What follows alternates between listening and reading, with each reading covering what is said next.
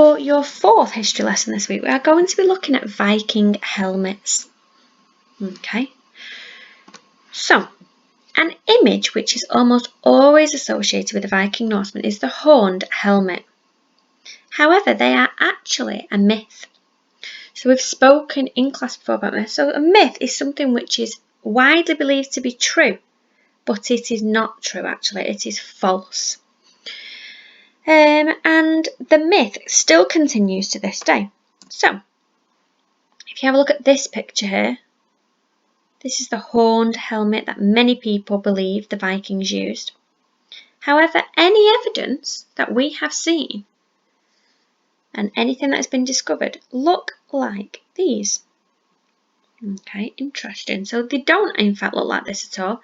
They look like these. These are the ones that we have found over the years. So why would a helmet with large horns or wings not have been very practical in battle? Why would this helmet not have been practical? I want you to pause the video for a moment and you can either just have a little think or a little discussion with somebody at home, or you can write down your ideas. Why would that helmet not have been practical? Why would that not have been successful in battle?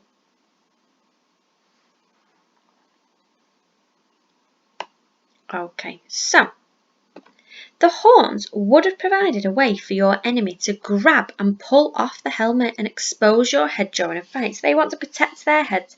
It would have been very easy for them to just grab the horns and pull the helmet off.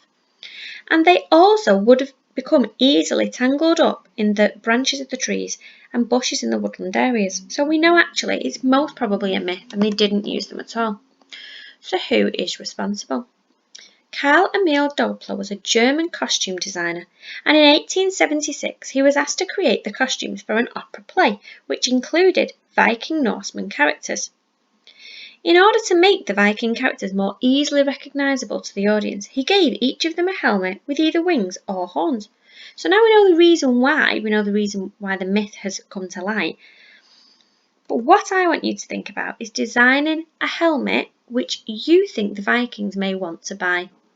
Now, you are going to do a little bit of like a Dragon's Den pitch.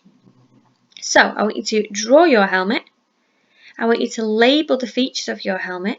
So, you're definitely not going to be having horns on the top that can be pulled off.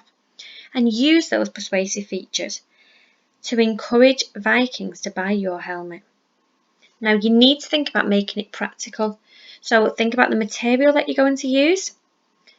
Think about how it's going to look, how it's going to protect the Viking, and all of your persuasive features and persuasive language that you can use to encourage somebody else to buy your helmet.